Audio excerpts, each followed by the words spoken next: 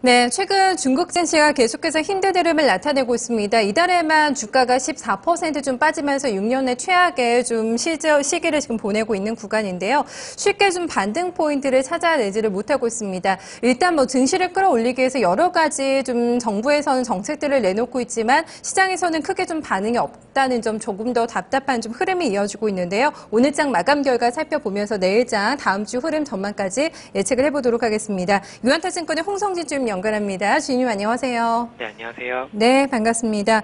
오늘도 어제와 비슷하지 않은가. 장 마감 직전에 힘이 많이 빠졌거든요. 물론 지수 반등도 상당히 중요하지만 이런 변동성이 잡혀야지 되지 않을까라는 생각 오늘도 해보게 됩니다. 중국장 중화권 증시 마감 한번 자세하게 살펴볼까요? 네, 금일 중국 증시는 혼조 마감하였습니다. 상해 종합은 3,663.73포인트로 전일 대비 1.13% 하락 마감하였고, 상해 A는 3,838.07포인트로 전일 대비 1.13% 하락 마감하였습니다. 상해 180A는 8,282.52포인트로 전일 대비 0.34% 하락 마감하였고, 상해 380은 6,587.39포인트로 전일 대비 1.91% 하락 마감하였습니다. 홍콩 종합은 24,535.41포인트로 전일 대비 0.14% 상승 마감하고 있고, 홍콩 H는 11,112.06포인트로 전일 대비 0.22% 하락 마감하고 있습니다. 지난 주말에 중국 통계국 제조업 PMI 발표를 앞두고 상해 지수는 약세로 출발을 하였습니다. 지난주 발표된 차이신 중국 제조업 PMI 잠정치가 15개월 내 최저치를 기록을 하면서 통계국 제조업 PMI가 둔화가 되는 것이 아니냐는 우려가 확산이 되며 증시가 썩 좋지 못하는 흐름을 보였는데요.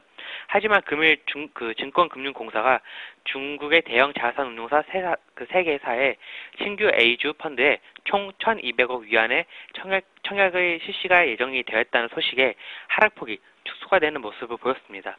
여기에 더해서 주말에 추가적인 통화 완화 실시가 있을 거라는 기대감에 장 막판 반등을 하는 모습을 보였습니다.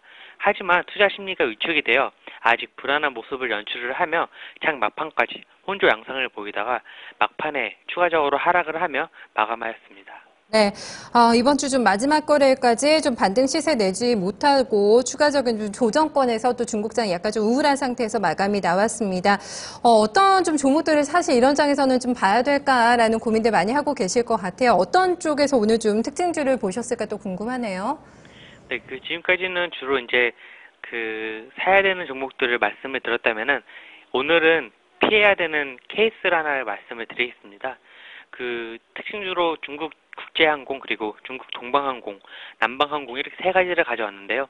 남북차 합병 이후에 시장은 이 세 개의 국유 항공사의 합병에 대한 기대감에 최근 주가가 상대적으로 좋은 모습을 보여주었습니다.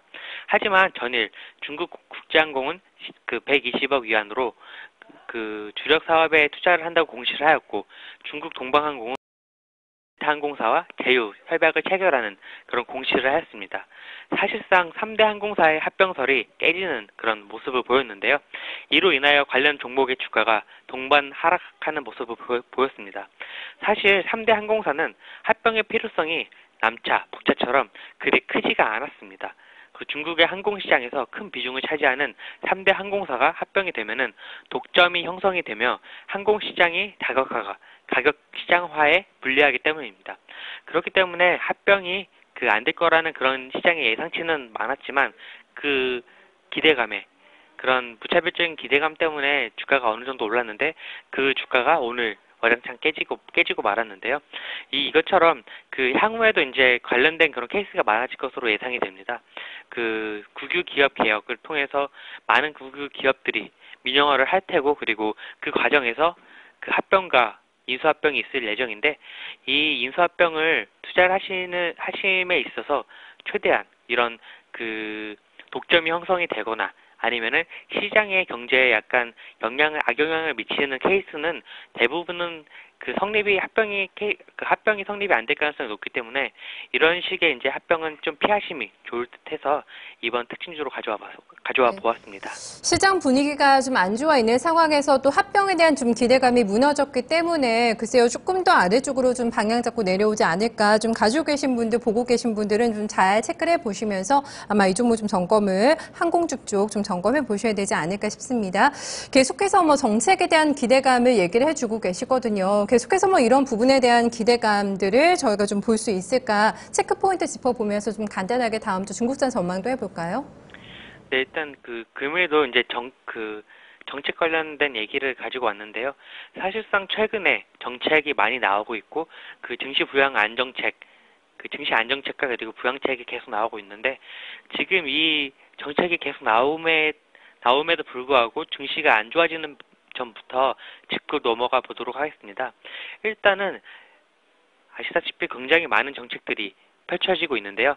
근데 지금까지 펼쳐지는 정책이 나오기만 하고 있지 정책의 효과가 아직까지는 미미하다는 점이 지금 증시에 가장 큰 악영향으로 미치고 있는데요. 근데 그도 그럴 것이 정책이라는 게 한번 정책을 펼친다고 해서 바로 피드백이 오는 것이 아닙니다.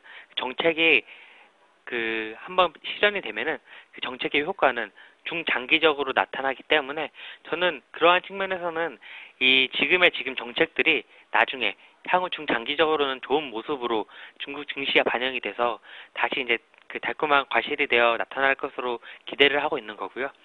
금일 말씀드릴 거는 이제 중국의 중앙 정치국이 현 경제 상황을 분석을 하고 그리고 하반기 경제 정책 방향을 제시를 하였는데요. 여기 이제 어떤 제시였는지 한번 체크해보고 넘어가도록 하겠습니다. 첫 번째로 거시 정책의 연속성 그리고 안정성을 유지하는 방향으로 정책의 흐름을 가겠다고 했는데요. 경제 발전의 질과 효율성 향상을 중심으로 안정적인 거시 정책 그리고 융통성이 있는 미시 대책 및 기반을 지켜주는 사회 정책을 유지하는 방향으로 정책의 이제 틀이 짜여질 것이라고 말을 했습니다. 두 번째로는 당의 간부 경제 건설을 착실히 추진하겠다고 했습니다.